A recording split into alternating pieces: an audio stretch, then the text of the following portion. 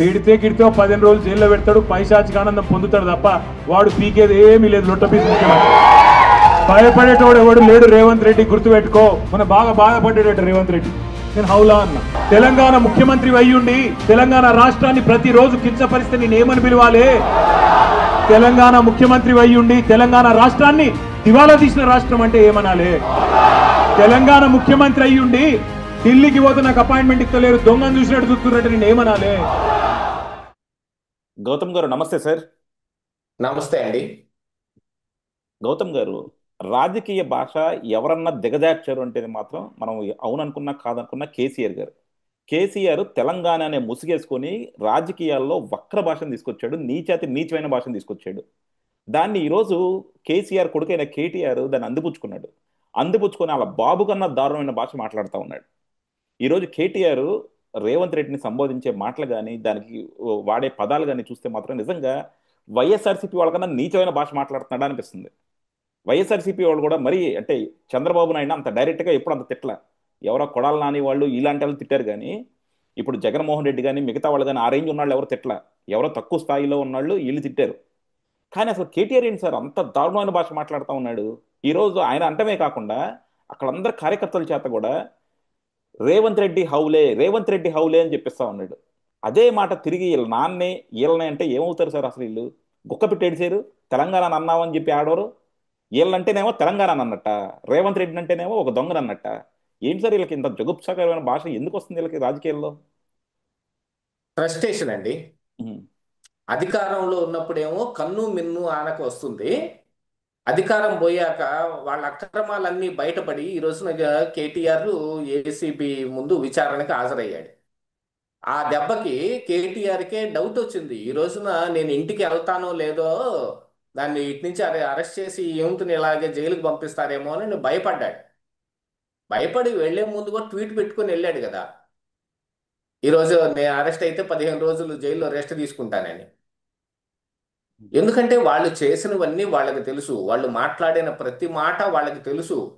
విచిత్రమైన విషయం ఏంటంటే కొడాలి నాని కానీ వల్లభనేని వంశీ కానీ కన్ను మిన్ను ఆనక నోటికి ఏ మాట వస్తే ఆ మాట వాళ్ళు తెలిసి తెలియక మాట్లాడిన మాటలే అవన్నీ.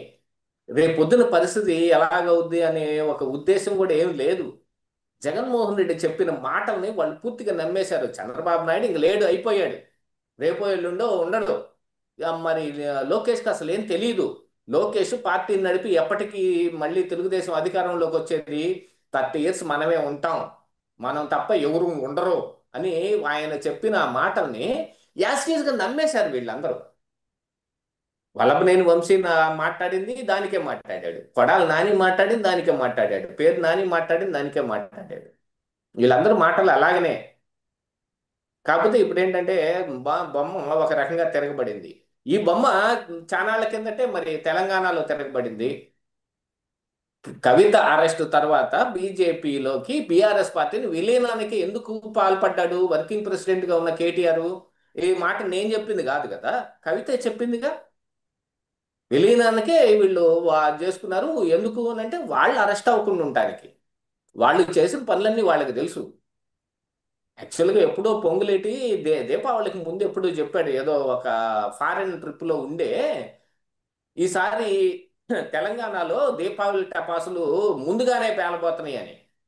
ఆ విషయం అయితే ఇంకా బయటకు రాలేదు, దాని మీద ఏమి జరగట్లేదు. కానీ యాక్చువల్గా ఆ రోజు ఆయన చెప్పింది ధరణి పోర్టల్ మీద చెప్పాడు కేటీఆర్ని అరెస్ట్ చేస్తామని. కాకపోతే మరి అది ఎందుకు వెనకబడిపోయిందో తెలియదు. ఇప్పుడు ఈ రోజున ఫార్ములా 1 రేసింగ్ కావచ్చు, కాళేశ్వరం మీద కావచ్చు, దేని మీద అయినా సరే వాళ్ళు చేసిన అక్రమాలు వరుసగా బయటకు తీస్తున్నారు. ఈ రోజు ఫోన్ ట్యాపింగ్ అంశం కూడా బయటపడిందండి. ఫోన్ ట్యాపింగ్ లో విదేశాల్లో ఉన్న ప్రభాకర్ ఆయన తిరిగి వచ్చిన తర్వాత ఇప్పుడు సిట్టు విచారిస్తుంటే ప్రభాకర్ రావుని ప్రణీత్ రావుని ఇద్దరిని విచారణ చేసి సంచలనమైన అంశాలు కొన్ని బయటకు వచ్చినాయి. ఎవరెవరు ఫోన్ ట్యాపింగ్లు చేశారా అంటే ఆ రోజున పక్క రాష్ట్రానికి సీఎంగా ఉన్న చంద్రబాబు నాయుడు గారు ఫోన్ ట్యాపింగ్ చేశారు. ఎందుకు? రేవంత్ రెడ్డి మీద మీకు మనకందరూ గుర్తుండే ఉంటది కదా, రేవంత్ రెడ్డి మీద ఒక ఓటుకు నోటు కేసు దాంట్లో అరెస్ట్ కూడా అయ్యాడు. దాంట్లో చంద్రబాబు నాయుడు కూడా ఇరికించాలి అనే ఒక ప్రయత్నం. యాక్చువల్గా ఉన్నదేని లెక్క ప్రకారంగా అంటే ఏంటంటే వాళ్ళు మనకు అందిన సమాచారం చంద్రబాబు నాయుడు గారు ఫోన్ ట్యాపింగ్ చేసి ఆ కాల్ రికార్డులు మొత్తం జగన్కి వినిపించారు. ఆ అంశం ఇప్పుడు బయటపడుతోంది. దీంతో పాటుగా ఇక జడ్జీల ఫోన్లు ట్యాపింగ్ చేయటం ఏమిటి, లేకపోతే సినిమా వాళ్ళ ఫోన్లు ట్యాపింగ్ చేయటం ఏంటి. ఈ సినిమా వాళ్ళ ఫోన్లు అనగానే కొండా సిద్ధక్క వ్యాఖ్యలే కదా మనకు గుర్తొచ్చాయి. సమంత, కేటీఆర్, నాగార్జున, ఈ ఒకటి ఆవిడ ఆ రోజున మాట్లాడి పెద్ద గోల అయింది. తర్వాత నాగార్జున కేసు పెట్టాడు. ఆ, ఆవిడ ఏదో సారీ చెప్పినా కేసులు ఎదుర్కోవాల్సిన పరిస్థితిలోకి వచ్చింది. కానీ ఈ ఫోన్ ట్యాపింగ్ ద్వారానే అది ఇదంతా బయటపడింది. ఫోన్ ట్యాపింగ్, కాల్ రికార్డింగ్స్ ఉన్నాయి. రేవంత్ రెడ్డి గెలవగానే ఒక ఆఫీసులో తలసాని శ్రీనివాస యాదవ్ ఆఫీసులోనేమో వాళ్ళ పిఏ వచ్చి అక్కడ పెట్రోల్ పోసి నిప్పేయాడు. వాళ్ళని పట్టుకున్నారు. తర్వాత చూస్తే ఈ ప్రభాకర్ రావు, ప్రణీత్ రావు వీళ్ళందరూ కలిసి ఈ ఫోన్ ట్యాపింగ్ చేసిన దాంట్లో హార్డ్ డిస్కులు మొత్తాన్ని తీసుకెళ్లి మూసీ నదిలో బారేయటం ఏంటి, వికారాబాద్ లో వాటిని పగలగొట్టడం ఏమిటి, ఫోన్లు మొత్తం రీఫార్మాట్ చేసుకుంటాం ఏమిటి. ఏదో ఒక ఫోన్ ఒకటి ఆయన 2021లో వాడిన ఫోన్ ఒకటి ఫార్మాట్ చేయటం మర్చిపోయట. ఆ విషయం ఇప్పుడు దాన్ని ఫోరెన్సిక్ ల్యాబ్కి పంపించి అందులో ఉన్న కాల్ రికార్డ్స్ అన్ని తీస్తే ఇంకా దాన్ని బట్టి అసెస్మెంట్ చేస్తున్నారు ఇంకా ఎన్ని రికార్డింగ్స్ ఎవరెవరి ఉండొచ్చు అనేది. సర్వేలెన్స్ ఈచ్ అండ్ ఎవ్రీ వాళ్ళ మీద పెడితే సంచలనంగా బయటపడింది ఏమిటనుకుంటే సొంత ఇంట్లో ఉన్న కవిత ఫోన్ కూడా ట్యాప్ చేశాడంటండి కేటీఆర్. ఇన్ని చేసిన తర్వాత భయం ఉంటదండి, గుండెల్లో ఉండే ఆ భయం ఉంటుంది చూడండి. ఆ భయం మరి ఏ స్థాయికైనా తీసుకెళ్ళొద్దు మనిషిని. యాక్చువల్గా కేసీఆర్ మాట్లాడాడు అని అంటే మరి మరి తెలంగాణ ఆంధ్ర విభజన జరిగేటప్పుడు మాట్లాడాడు. ఆంధ్ర వాళ్ళ మా, బట్టె బాజుగాళ్లను ఇట్లాంటి మాటలన్నీ మాట్లాడేశాడు. అవి తీసి పక్కన పడేయండి. మనం తినే తిండిని కూడా అవమానించాడు. ఏం రావాయి వాళ్ళది వాళ్ళ బిర్యానీ ఓ బిర్యానీ ఆ పేడ ముద్దలాగా ఉంటదండి. అదేందిరా గోంగూర అంటారు వాళ్ళు, మనం కుంటి కూర అని ఎంత మంచిగా పిలుస్తాం అన్నాడు కేసీఆర్ ఆ రోజున. మరి దాన్ని అంతటిని కూడా బరాయించాం.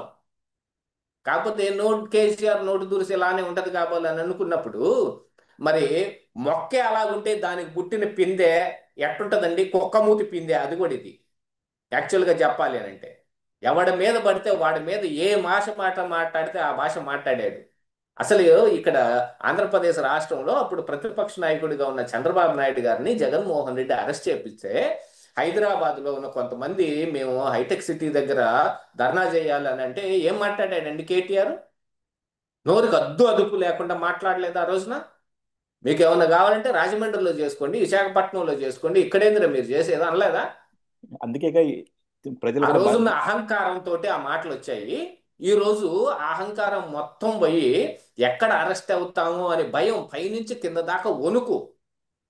ఆ వణుకుతోటి ఏం మాట్లాడుతున్నాం అనేది స్వర్ణ కూడా వాళ్ళకి స్పృహ కూడా లేకుండా పోతున్నారు. కేసీఆర్ అరెస్ట్ అవుతాడో లేదో తెలియదు కానీ కేటీఆర్ మాత్రం ఖచ్చితంగా అరెస్ట్ అవుతాడు. ఆ విషయం కేటీఆర్కే తెలుసు.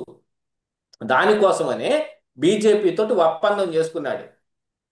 ఎమ్మెల్యే ఎలక్షన్లు అదే అసెంబ్లీ ఎలక్షన్లు జరిగినప్పుడు మరి బీఆర్ఎస్ పార్టీకి ఎన్ని సీట్లు వచ్చాయి, మొన్న సార్వత్రిక ఎన్నికలు మరి పార్లమెంట్ ఎలక్షన్స్ జరిగినప్పుడు ఒకటి కూడా ఎందుకు రాలేదు?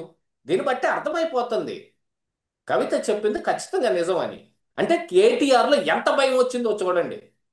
అల్లప్పుడు ఎప్పుడో మరి స్టేట్ డివిజన్ చేసిస్తే నా పార్టీని తీసుకెళ్లి కాంగ్రెస్ పార్టీలో కలిపేస్తానని కేసీఆర్ మోసం చేశాడు. కాంగ్రెస్ పార్టీలో ఏం కలపలేదు. ఆయన అధికారం తీసుకొని ఒక టర్మ్లోనేమో తెలుగుదేశం పార్టీని మింగేసే ప్రయత్నం చేశాడు, ఇంకో టర్మ్లో కాంగ్రెస్ పార్టీని మింగేసే ప్రయత్నం చేశాడు. కాకపోతే జీర్ణం అవల. పాము తిన్న గుడ్డుని అలా కక్కింది చూడండి.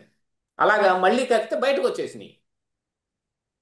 కాంగ్రెస్ రేవంత్ రెడ్డి పుణ్యమాని కొంచెం పుంజుకొని బాగా గ్రౌండ్ వర్క్ చేసుకున్నారు. దీంతో పాటుగా మరి కాంగ్రెస్ లోకి వెళ్ళిన రేవంత్ రెడ్డి ఈ తెలుగుదేశం నుంచే వెళ్ళాడు కాబట్టి అక్కడ నాయకత్వం లోపం ఉన్నప్పటికీ క్యాడర్ మాత్రం తెలుగుదేశం క్యాడర్ చాలా వరకు అలానే ఉన్నారు.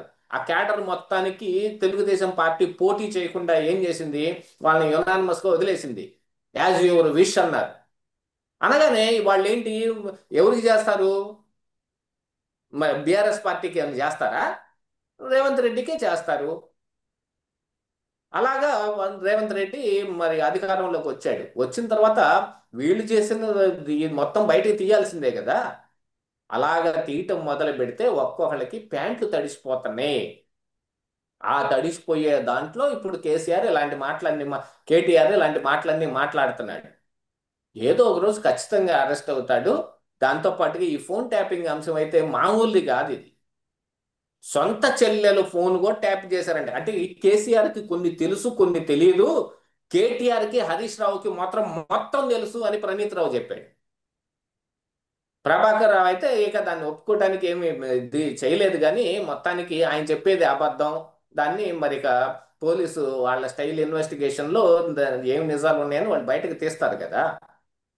అలాంటి ఈ తరుణంలో ఇప్పుడు కవిత చేసిన పనికి బీఆర్ఎస్ పార్టీ వెళ్ళి ఇప్పుడు బీజేపీలో కూడా కలవలేదు. మొత్తం ఓపెన్ చేసేసింది కదా వాళ్ళ బండారం. కలవలేదనుకోండి, బీజేపీ మాత్రం వీళ్ళకి ఎందుకు ఫేవరబుల్ గా చేస్తారు? వాళ్ళని బీఆర్ఎస్ ని మొత్తాన్ని కలిపేసుకుని బీజేపీ, కాంగ్రెస్ రెండు జాతీయ స్థాయి పార్టీలు మాత్రమే ఇప్పుడు తెలంగాణలో ఉంటే, కాంగ్రెస్ దగ్గర ఏముంది, వాళ్ళని ఏదో రకంగా మనం తొక్కేయచ్చు అనే ఉద్దేశం బీజేపీకి ఉంటది. అదే బీఆర్ఎస్ బయట ఉందనుకో, బీజేపీకి ఏ పప్పులు ఉడకవు.